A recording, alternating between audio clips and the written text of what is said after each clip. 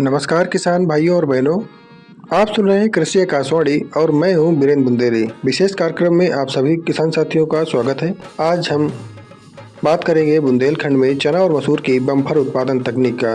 रबी season में ये दोनों दलहन फसलें किसानों को अच्छा लाभ दिलाने के लिए मानी जाती हैं।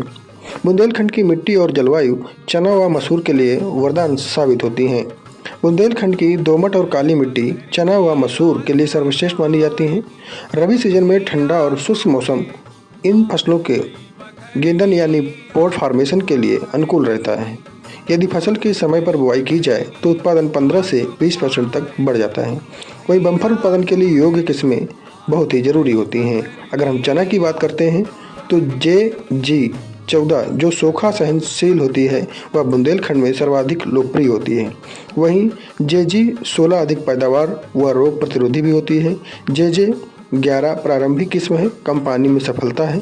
वह विजया पूसा 372 दाना बड़ा, मंडी मांग अच्छी होती है इसकी। अगर मसूर की बात करें तो KM1 कम पानी में उच्च उत्पादन देने के लिए अच्छी मानी जाती है। वहीं पूसा वैभव भी मसूर की एक बहुत ही अच्छी वैरायटी है जो रोग प्रतिरोधी होती है। और पंत L406 जो बुंदेलखंड के जलवायु के लिए उपयुक्त मानी जाती है। वहीं LL 699 जिसका दाना सुंदर बाजार में प्रचलित होता है। बुआई का सही समय और बीज दर क्या रखना चाहिए? चना बुआई का समय 15 अक्टूबर से 25 नवंबर तक होता है। वहीं मसूर बुआई का समय 20 अक्टूबर से 30 नवंबर तक। अगर बीज दर की बात करते हैं तो चना 40 से 45 किलो प्रति हेक्टेयर व मसूर 30 से 35 किलोग्राम प्रति हेक्टेयर की बुआई की जाती है। अगर बीज उपचार की बात करते हैं तो ट्राइकोडर्मा या कार्बेंडिजियम प्लस राइजोबियम कल्चर से बीज का उपचार अवश्य करें। इससे उत्पादन में 10 से 15% की वृद्धि होती है। वह सिंचाई प्रबंधन, कम पानी में अधिक उत्पादन करना। चना और मसूर दोनों कम पानी की फसलें हैं, लेकिन सही समय पर एक सिंचाई दे दी जाए तो उत्पादन बम्पर मिलता है। जैसे पहली सिंचाई फूल आने के समय, दूसरी सिंचाई गेंदन या पौध या फलियां भरने के समय। अधिक सिंचाई से फसल कमज़ोर और रोगग्रस्त हो सकती है। अगर हम रोग और कीट की नियंत्रण की बात करते हैं तो चना में प्रमुख कीट हैं जैसे कटवर्म, ग्रेम स्टेम बोरर, पोड बोरर। इनके नियंत्रण के लिए हम फेरोमोन ट्रैप लगाएं या नीम तेल 1500 ppm का छिड़काव करें। आवश्यकता पड़े तो इमेनेक्सिम बेंजोएट का उपयोग भी कर सकते हैं। मसूर में रोग उकठा, झुलसा जिनके नियंत्रण के लिए कार्बेंडाजिम का छिड़काव करें व सुबह शाम हल्की सिंचाई ओवर वाटरिंग से बचें।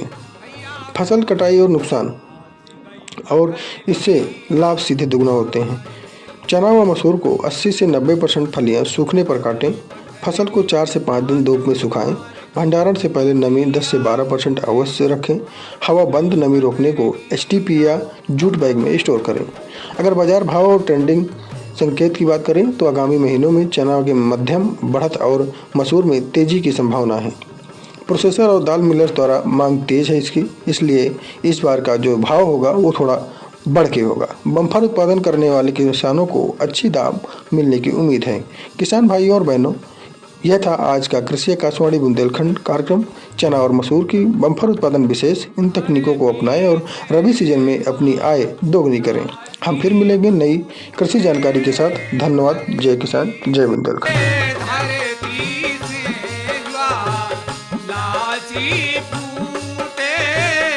प्यासों के मारे प्राण मोरे सूखे, हाँ प्यासों के मारे।